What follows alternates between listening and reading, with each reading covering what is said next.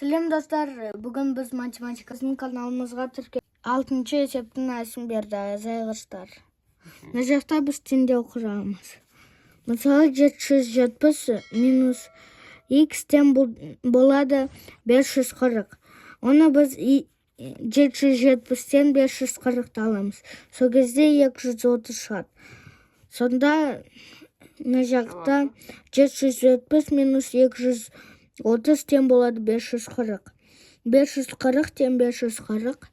Мына жақта біз... Так, бұл екінші. Екінші. Азайғыш. Мына жақта біз... Азайтқыш белгілі. Y-ті табу үшін мына екеуін қосамыз, сол кезде 990 шығады. 990 минус 430 тең болады 560, 560 тең 560.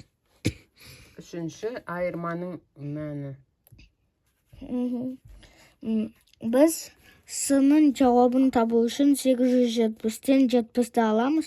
Сол кезде 70 болады. 800 болады. 870-тен 800-ді алғанда 70, 70-тен 70.